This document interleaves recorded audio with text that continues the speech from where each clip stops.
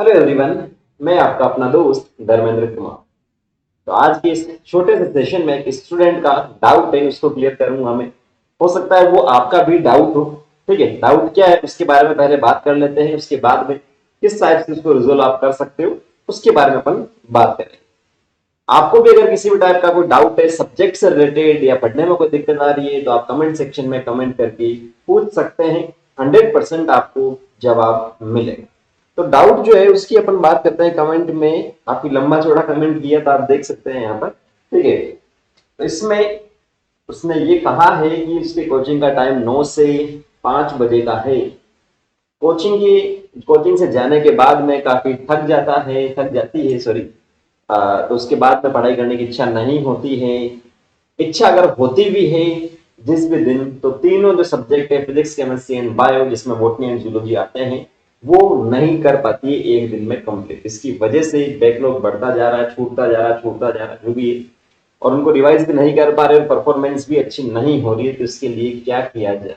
ठीक है, तो अगर कोचिंग, ऑफलाइन कोचिंग आप भी जा रहे हैं उसको, और जाने के बाद अगर घर पे आपका शेड्यूल नहीं बैठ रहा है पढ़ाई का, तो ये सेशन आपको देखना चाहिए। दो बातें बताऊंगा इंपॉर्टेंट, उसके बाद उसके अलावा मैं कुछ भी नहीं बताऊंगा, टाइम वेस्ट नहीं करूंगा। ये आपके लिए भी है, ठीक है।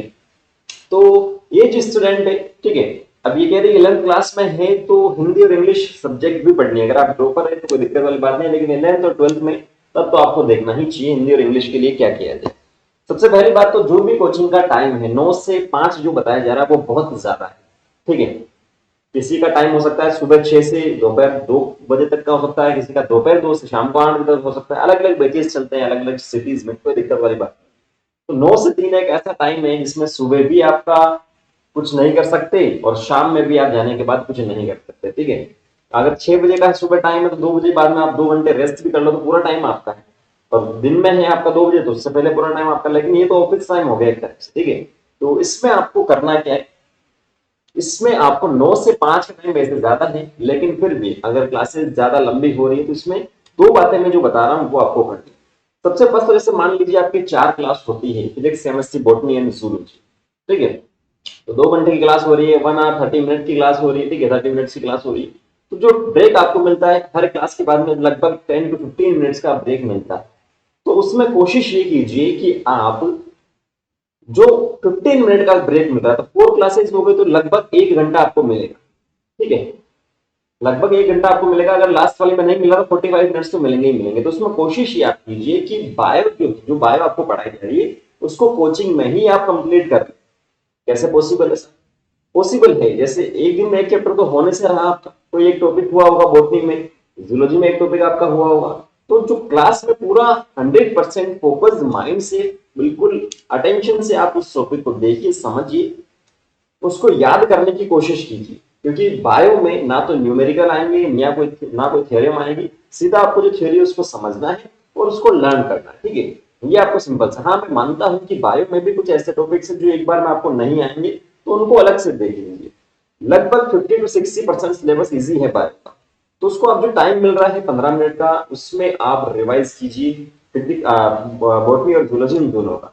अगर 50% भी आप कवर कर लेते हैं जो आपको पढ़ाया है, कोचिंग में एक टॉपिक पढ़ाया, बॉटनी में एक पढ़ाया, जूलॉजी में, तो उसका 50% भी आप कोचिंग में कवर कर लेते हैं, तो अब जब घर पे आप जाएंगे तो आपका टाइम बच जाएगा फिजिक्स एंड केमिस्ट्री के लिए। ठीक है, तो पहला पॉइंट तो आपको ये ध्यान में रखना है कि जो बायो है उसको कोशिश आप कीजिए कि कोचिंग में ही कंप्लीट किया जाए। उसका 50% जो पोर्शन है वो टाइम लगेगा, 5 दिन 7 दिन 10 दिन लगेगा इसको अपनाने में। हो सकता है कुछ फ्रेंड्स भी आपको बोले कि यार क्या कर रहा है, ऐसा वैसा। ठीक है, तो नहीं सुनना है, आपको करना है। अगर घर पर आपका टाइम कम मिल रहा है आपको सेल्फ स्टडी के लिए, तो ये करना ही आपको पड़े और कोई ऑप्शन नहीं है। ठीक है, पहला काम ये करना। दूसरे काम की बात करेंगे तो दूसरा काम आपको ये करना है कि जो हिंदी एंड इंग्लिश है, हिंदी एंड इंग्लिश सब्जेक्ट है, उसको ज्यादा टाइम नहीं दीजिए। लगभग एक दिन में इन दोनों सब्जेक्ट को 1 आवर आप दीजिए, आधा घंटा हिंदी और आधा घंटा इंग्लिश। उसमें लिख लिख के आप प्रैक्टिस कर लीजिए क्योंकि आपको एग्जाम में देना हो। ठीक है, वो आप प्रैक्टिस कर लीजिएगा अगर आप डमी स्टूडेंट है तो। ठीक है, ज्यादा आपको नहीं देना, आधा आधा घंटा देंगे। और संडे को अगर ओवर टाइम इसको दे दीजिए, एक्स्ट्रा टाइम इसको दे दीजिए हिंदी और इंग्लिश को, कोई दिक्कत वाली बात नहीं आएगी मेरे हिसाब से। ठीक है, ये आपको करना। नेक्स्ट लास्ट थर्ड पॉइंट की बात जो मैं कर रहा हूँ इंपॉर्टेंट है कि तीनों सब्जेक्ट अगर एक दिन में आप नहीं पढ़ पा रहे हैं तो उसके लिए क्या किया जाए। तीनों फिजिक्स केमिस्ट्री पा रहे, उसमें आपको सिंपल सा ध्यान में रखना, अगर तीनों नहीं पढ़ पा रहे, टाइम कम है, मान लीजिए 5 to 6 आवर आप स्टडी कर सकते हैं, बहुत सफिशियंट है। ठीक है, 5 से 6 घंटे की स्टडी जो है सेल्फ स्टडी सफिशियंट है। कैसे, मैं अभी आपको बताऊं। मान लीजिए 5 से 6 घंटे आप पढ़ रहे हैं और एक दिन में तीनों नहीं पढ़ पा रहे, तो उसके लिए आपको क्या करना है, उसके लिए आपको एक दिन में 2 सब्जेक्ट पढ़नी है। जैसे मान लीजिए आज फिजिक्स एंड बायो पढ़ ली, तो कल केमिस्ट्री एंड बायो पढ़ लीजिए। ठीक है, अगर बायो में आपका टाइम बच रहा है, एक्स्ट्रा टाइम आपके पास है, तो फिजिक्स एंड केमिस्ट्री पढ़ लीजिए। अब वो अपने हिसाब से आपको देखना पड़ेगा कौन सा आपका वीक सब्जेक्ट है, वीक पोर्शन है, कौन सा स्ट्रॉन्ग जोन। ठीक है, वो आपको अपने आप से देखना पड़ेगा। क्लियर है, तो एक दिन में 2 सब्जेक्ट आप पढ़िए। अब नीट की प्रिपरेशन आप कर रहे हैं तो पैटर्न आपको पता है, मल्टीपल चॉइस क्वेश्चंस यहां पर पूछे जाते हैं, एमसीक्यू टाइप क्वेश्चन पेपर बनता है। तो रोज के रोज आप क्वेश्चन प्रैक्टिस करने से तो रही कि थ्योरी पढ़ी और आज सेम डे में क्वेश्चंस की प्रैक्टिस कर लूंगा ढूंढ ढूंढ के, ऐसा पॉसिबल नहीं। मान लीजिए आपको आज लिविंग वर्ल्ड पढ़ाया गया, वेक्टर पढ़ाया गया या केमिस्ट्री में कोई टॉपिक पढ़ाया, तो एक टॉपिक पढ़ाएंगे एक क्लास में, तो उसके जो मल्टीपल चॉइस जो क्वेश्चन है, उसको जो भी आपकी बुक है उसमें ढूंढ ढूंढ के तो आप नहीं कर सकते एक टॉपिक के। इसके लिए आपको करना क्या है, वीक में 3 डेज आप फिक्स कर लीजिए। 2 दिन कोई भी सब्जेक्ट के जो 2 टॉपिक हो गए, उसके मल्टीपल चॉइस बैठ करके एक साथ आप कर लीजिए, या 3 दिन में एक साथ कर लीजिए।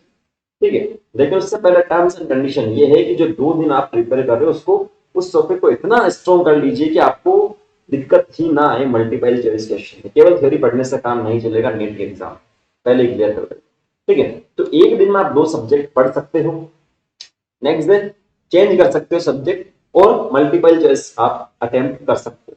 अब आप 5 से 6 घंटे पढ़ते हो, तो इसमें आपका क्या शेड्यूल होना चाहिए, मान लीजिए 6 आवर्स की स्टडी आप करते हो।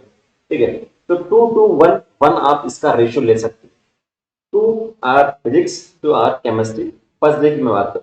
फिर 1 घंटा जो आपके पास बचा है, उसमें आधा घंटा हिंदी, आधा घंटा इंग्लिश, और 1 घंटा जो आपके पास अगर बचता है, टाइम बच रहा है आपके पास, तो उसमें आप जो क्वेश्चंस की प्रैक्टिस करना शुरू कर सकते हैं। ठीक है, अब आप सुबह 9 बजे जाते हैं, 5 बजे आते हैं, तो माफ कीजिएगा 1 घंटा आपको रेस्ट करना पड़ेगा, चाय कॉफी फ्रेश होना पड़ेगा। 6 बजे के बाद में आप अगर स्टडी करने बैठते हैं, तो 6 से 8 एक आपका पार्ट हो गया। उसके बाद में 8 to 9 PM जो है, उसमें आपने डिनर ले लिया, खाना वाना खा लिया। उसके बाद में 9 से 11 आप वापस से एक सिटिंग बैठ सकते हैं, इजीली बैठ सकते हैं।